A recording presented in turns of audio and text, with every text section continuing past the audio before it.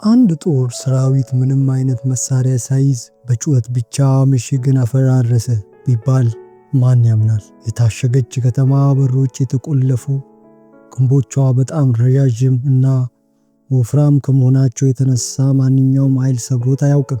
ለትውልድ ሳይናወጥ የቆየ ሰራዊት ይፈራው የነበረ ማንም ሊሞግተው አልደፈረም። ነገር ግን ምንም አይነት መሳሪያ፣ መሰላል ወይም በረንዳ የሌለው ይልቁንም መለከትና ዝምታ ብቻ የታጠቀ ሕዝብ መጣ። ለ6 ቀናት ያህል ዝም ብሎ ዞሩ። ነገር ግን በሰባተኛው ቀን ቀጥሎ የሆነው ነገር ዓለምን የሚያናውጥና ለትውልድ የሚያስተጋባ ነበር። ይህ ስለ ግንብ መፈራረስ ብቻ የሚያወራ ታሪክ አይደለም።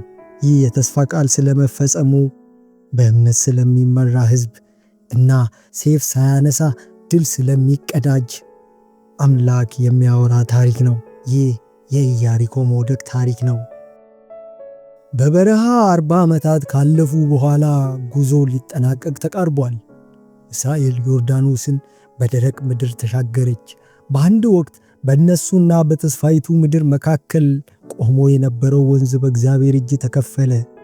እግራቸው ለመጀመሪያ ጊዜ የከነዓንን አፈር ረገጠ። አሁን ሕዝቡን የሚመራው ኢያሱ ነው። ለአዲስ ምዕራፍ አዲስ መሪ። ከበስተጀርባው በመና በተአምራትና በምህረት የታነጸ ሕዝብ ቆሟል። ከፊቱ ደግሞ እንደ እሷ ያለ ሌላ የሌለች ከተማ ኢያሪኮ ትታያለች። ግንቦቿ በሜዳ ላይ ገዝፎ ይታያሉ። የማይደፈሩ ረዣዥም ግንቦች ያሏት ብርቱ ምሽግ ከተማ። በሮቿ ተቆልፈዋል፣ ጠባቂዎቿም ነግተዋል። ማንኛውም ሰራዊት ሰብሯት አያውቅም። ለከነዓናውያን የማይፈርስ ምሽግ ነበረች። ለእስራኤላውያን ደግሞ የተስፋው ቃል የመጀመሪያ ፈተና ነበረች። እግዚአብሔር ባዘጋጀላቸው መንገድ ላይ እንደ አስፈሪ እንቅፋት ቆማለች። በከፍተኛ ሁኔታ የምትጠበቅና በአካባቢው ሁሉ የምትፈራ ከተማ። ማንም አይወጣም፣ ማንም አይገባም። ኢያሪኮ ራሷን የዘጋችው በእስራኤል መሳሪያ ምክንያት ሳይሆን እነሱ በሚያገለግሉት አምላክ ምክንያት ነበር። ነገር ግን ይህ ውጊያ በሰይፍ የሚሸነፍ አልነበረም፣ በጉልበት የሚሸነፍ አልነበረም። ምክንያቱም የኢያሪኮ ጦርነት የእግዚአብሔር ነበር። ሕዝቡ ገና ከነዓን ውስጥ እግራቸውን ከመትከላቸው በፊት ኢያሱ ከሲትም ሰፈራቸው 2 ሰዎች ምድሪቱን በተለይ ኢያሪኮን እንዲሰልሉ በስውር ላካቸው። ሰዎቹ በከተማው ሸለቆች ውስጥ እየተሳቡ ወደ ታላቂቱ ከተማ በዝምታ ተጠጉ። ኢያሪኮ እንደገቡ መንገዳቸው በከተማይቱ ግንብ ላይ ወደ ተሰራች አንዲት ትንሽ ቤት መራቸው። የቤቱ ባለቤት ረዓብ ትባላለች። በኢያሪኮ በክፉ የምትታወቅ ሴት ነበረች። እሷ ከማህበረሰቡ የተገለለች አመንዝራ ነበረች። ነገር ግን ለምን ረዓብ ተመረጠች? እግዚአብሔር ለምን በማህበረሰቡ ዘንድ የተናቀች አመንዝራ ለዕቅድ መፈጸሚያ መሳሪያ አድርጎ መረጠ? ረዓብ ተራ ሴት አልነበረችም። ምንም እንኳ የሥራ ባህሪዋ ከክብር ቢያርቃትም ታሪኮቹን ሰምታ ነበር። ቀይ ባህርን ስለከፈለ፣ ከሰማይ መናን ስላወረደና በዮርዳኖስ በስተ ምስራቅ እንደ ሲሆንና አግ ያሉ ኃያላን ነገሥታትን ስላሸነፈ አምላክ ሰምታለች። ልቧ በአክብሮትና በፍርሃት ተነክቶ ነበር። ይህ አምላክ እንደ ሌሎቹ እንዳልሆነ አመነች። በዚያ ምሽት የእስራኤል ሰላዮች ወደ ከተማይቱ እንደገቡ የኢያሪኮ ንጉሥ ወሬው ደረሰው። ሰዎችን አሳልፎ እንድትሰጥ ወደ ረዓብ ቤት ወታደሮችን ላከ። ረዓብ ምርጫ ከፊቷ ቀረበ። እንግዶቹን አሳልፎ በመስጠት ራሷን ማዳን ወይም እነሱን በመጠበቅ ሁሉን ነገር አደጋ ላይ መጣል።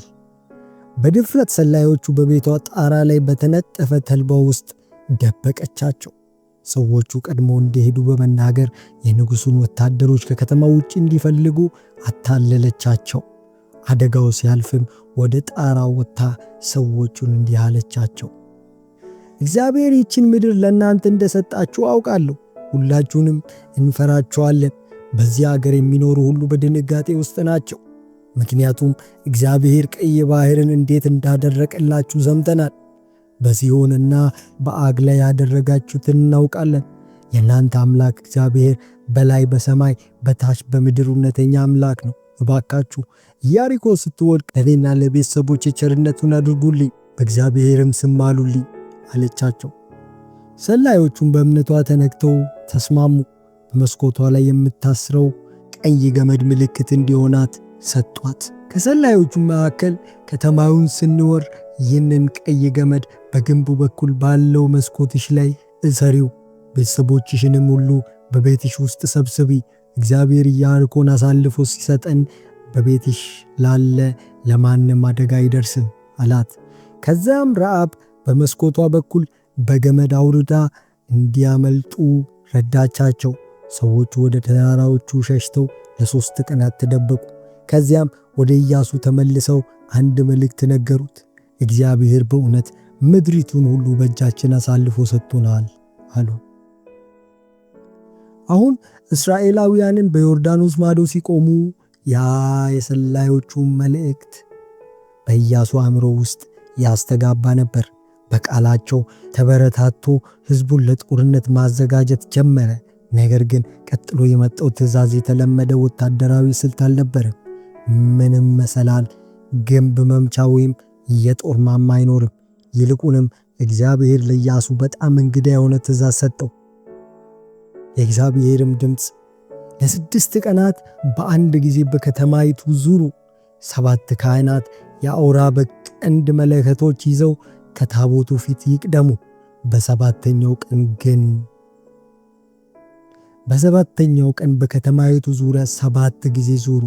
ከዚያም መለከቱን ንፉ። ረዥሙን የመለከት ድምፅ ስትሰሙ ሕዝቡ ሁሉ በታላቅ ድምፅ ይጩህ፣ ከዚያም የከተማይቱ ግንብ ይደረመሳል አላቸው። ይህ ትእዛዝ የሚመስል አልነበረም። እንዲሁም እንደ ሕፃን ጨዋታ ሊቆጠር ይችል ነበር። ነገር ግን ኢያሱ የእግዚአብሔርን መንገድ ከሰው አስተሳሰብ በላይ እንደሆነ ያውቅ ነበር። ስለዚህ ሕዝቡን ሰብስቦ እቅዱን ነገራቸው። በመጀመሪያ ቀን የእስራኤል ሕዝብ በጸጥታ በመታዘዝና በቁርጠኝነት ተሰበሰቡ። በኢያሪኮ ጠባቂዎች ዓይን ስር ሆነው በከተማይቱ ግንብ ዙሪያ በሥርዓት መጓዝ ጀመሩ። ከፊተኛው 7 ካህናት የእግዚአብሔር የቃል ኪዳን ታቦት ተሸክመው ይጓዛሉ። ከዚያም ከባድ ዝምታ ውስጥ የሚሰማው ብቸኛ ድምፅ በአየሩ ላይ የሚያስተጋባው የ7 አውራ በግ ቀንዶች ጥልቅ ድምፅ ብቻ ነበር። ጠባቂዎቹ በግንብ ላይ ሆነው ይህንን እንግዳ ትዕይንት በመገረም ይመለከቱ ነበር። በሁለተኛውና በሦስተኛው ቀን በግንቡ ላይ የነበሩ ወታደሮች ማላገጥና መሳቅ ጀመሩ። ይህ ምን አይነት የሕፃን ጨዋታ ነው? ውጊያ የለም፣ ሰይፍ የለም፣ ምን አይነት ተንኮል ነው ይሉ ነበር።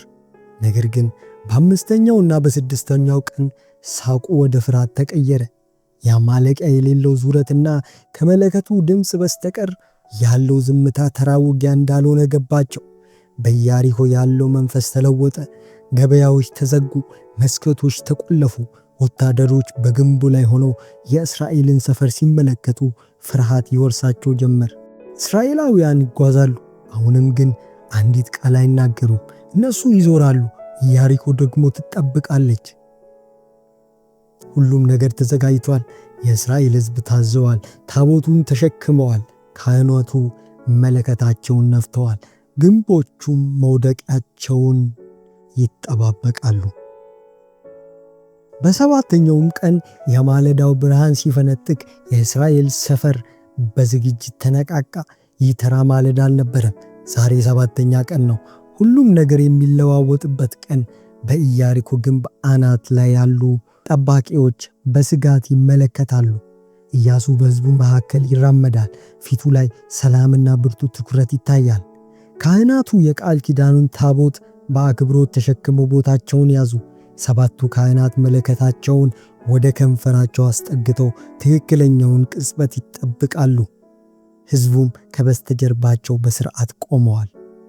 ትእዛዙ ግልጽ ነበር፣ መጓዝ። እናም ተጓዙ። አንድ ጊዜ፣ 2፣ 3፣ 4፣ 5፣ 6።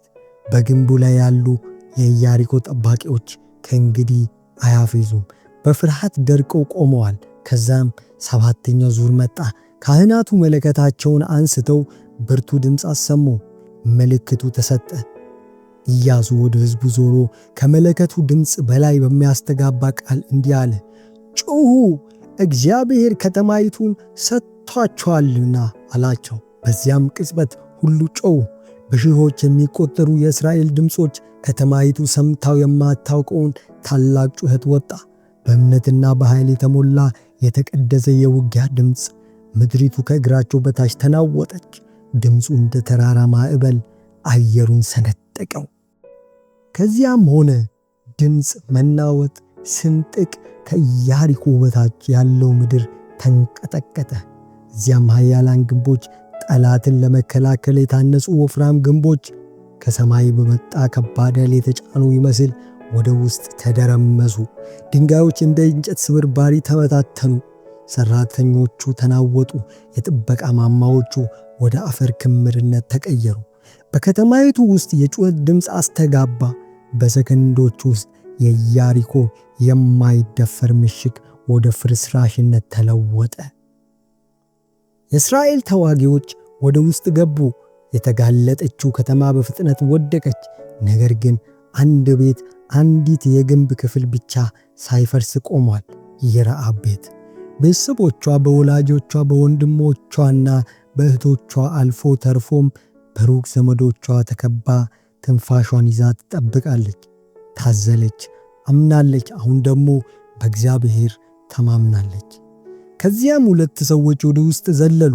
እነሱ ነበሩ በጣራዋ ላይ በተልባ ውስጥ ደብቃቸው የነበሩት ሰላዮች። አሁን ቃላቸውን ለመጠበቅ መጡ።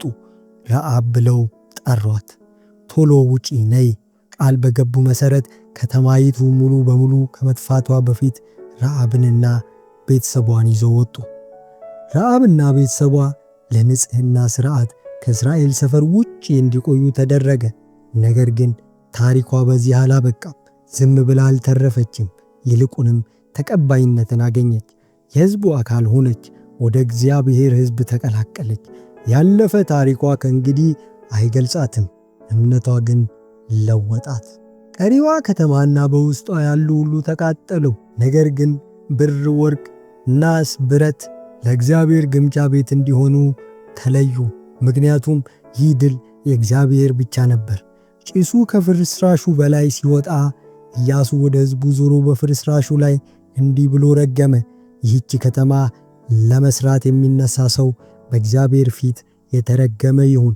መሠረቷን በበኩር ልጇ፣ በሮቿንም በታናሽ ልጇ ዋጋ ይቆማል። የኢያሪኮ ድል ወታደራዊ ድል ብቻ አልነበረም፣ የመንፈስ ድል እንጂ። ለእያንዳንዱ የከነዓን ሕዝብ የእግዚአብሔር እጅ ከሕዝቡ ጋር እንደሆነች ምልክት ሆነ። ወሬው እንደ ሰደድ እሳት ተሰራጨ። መንግሥታት ተናወጡ። ነገሥታት የኢያሱንና የአምላኩን ሰራዊት በመፍራት ግንባር መፍጠር ጀመሩ። ነገር ግን ለእስራኤል የኢያሪኮ መውደቅ የመታዘዝ ፈተና ነበር። በራሳቸው መንገድ ከተማይቱን ለመያዝ ቢሞክሩ ኖሮ ይሸነፉ ነበር። ነገር ግን ባልገባቸው መንገድ እንኳን ለእግዚአብሔር በመታዘዛቸው የእግዚአብሔርን ኃይል አዩ። ለረዓብ ደግሞ አዲስ ጅማሬ ነበር። ከእንግዲህ አመንዝራዋ ረዓብ ተብላ አትጠራም። ይልቁንም ታማኟ ረዓብ ትባላለች። ከይሁዳ ነገድ ሰለሞን የተባለው ሰው አገባች። አብረውም ቦዔዝ የተባለ ልጅ ወለዱ። ያ ቦዔዝ ከጊዜ በኋላ ሩትን ያገባው ነው። ከነሱም የእሴይ አባት ኢዮቤድ ተወለደ። እሱም የንጉሥ ዳዊት አባት ነው። ከብዙ ትውልድ በኋላ መድኃኒታችን ኢየሱስ ክርስቶስ መጣ። አዎ እስታስቡት፣ ረዓብ የተረገመች ከተማ ውስጥ የነበረች አሕዛባዊት አመንዝራ የነገሥታት ንጉሥ ቀጥተኛ ቅድመ አያት ሆነች። ለምን? ምክንያቱም አመነች። በእምነቷም ስላደገች፣ ሰላዮቹን ስለደበቀች፣ ቀዩን ገመድ ስለሰቀለችና ሕይወቷን ለእስራኤል አምላክ አሳልፋ ስለሰጠች። የኢያሪኮ ታሪክ ከጥንት ታሪክ የተቀዳ ምዕራፍ ብቻ አይደለም። የእግዚአብሔር ኃይል የማይለወጥ ታማኝነቱንና ባልገባን ጊዜ እንኳ በእሱ እንድንታመን የሚያቀርብልን ጥሪ የምናይበት መስታወት ነው። እግዚአብሔር ለኢያሱና ለእስራኤላውያን የሰጣቸው መመሪያ እንግዳ ነበር። በሰይፍ ከመዋጋት ይልቅ በዝምታ ከተማን መዞር፣ በታዘዙ ጊዜ ብቻ መጮህ። በሰው አእምሮ ትክክል አይመስልም። ነገር ግን ሞኝነት በሚመስል ነገር ውስጥ እንኳ መታዘዛቸው የእግዚአብሔርን ተአምራዊ ኃይል ከፈተላቸው። በብዙ መልኩ የዛሬ ሕይወታችንን እንደዚያ ነው። የእግዚአብሔር ዕቅድ የማይገባን ስንት ጊዜ አለ። መንገዱ ግልጽ ያልሆነበትና እምነታችን የሚፈተንበትስ አንዳንድ ጊዜ ሙሉውን ምስል ሳያሳየን ደረጃ በደረጃ እንድንጓዝ ይጠይቀናል። በእነዚህ ጊዜያት መታዘዝ ቀላል አይደለም። አደገኛና አስፈሪ ሊመስል ይችላል። ነገር ግን እንደ እስራኤላውያን ሁሉ መታዘዝ የተአምራት ደጃፍ ነው። እስራኤላውያን ኢያሪኮን በጉልበታቸው ወይም በብልሃታቸው አላሸነፉም። ያሸነፉት በእግዚአብሔር እጅ ነው። በሕይወታችን የምናገኘው ድል በጥፋተኝነት፣ በስብራት፣ በሱስ፣ በብቸኝነት፣ በፍትህ መጓደል፣ በፈተናና በብዙ ነገሮች ላይ የምናገኘው ድል በጉልበት ወይም በኃይል ሳይሆን በእኛ ውስጥ በሚሠራው በእግዚአብሔር መንፈስ ነው። ስለ ረዓብ አስቡ። የረዓብ ታሪክ ሁሉንም ነገር ሊለውጥ የሚችል እውነት ያሳየናል። ማንም ከእግዚአብሔር እጅ ውጭ አይደለም። የትኛውም ያለፈ ታሪክ በጣም የጨለማ አይደለም። የትኛውም ስህተት በጣም ትልቅ አይደለም። ረዓብ የተወሳሰበ ታሪክ የነበራትና ከማህበረሰቡ የተገለለ ሴት ነበረች። ነገር ግን እምነቷ አዳናት። ዝም ብሎ ማዳን ብቻ ሳይሆን የእግዚአብሔር የድነት ዕቅድ አካል አደረጋት። የመድኃኒታችን የቅድመ አያት ሆነች። ታሪኳ ለማንኛውም ተስፋ ለቆረጠ ወይም ለተረሳ ሰው የተስፋ ድምፅ ያሰማል። እግዚአብሔር ካለፈ ማንነታችን በላይ እንደሚመለከትና ወደፊት ወደምንሆንበት ታላቅ ማንነት እንደሚጠራን ያሳየናል። ስለዚህ ዛሬ በሕይወት ፊት የቆሙ ግንቦች ምንድናቸው? ፍርሃት፣ ጥርጣሬ፣ ያለፈ ስህተት እንደ ኢያሪኮ ግንቦች የማይፈራረሱ ሊመስሉ ይችላሉ። ነገር ግን እምነት ከመታዘዝ ጋር ሲገናኝ ከሚታየው ነገር በላይ በእግዚአብሔር ስትታመን እዚያ ግንቦች መፍረስ ይጀምራሉ። እግዚአብሔር ሲመራ ግን ድል ይመጣል። ከአእምሮ በላይ በሱ ታመን። እሱ የሚያደርገውን ተመልከት።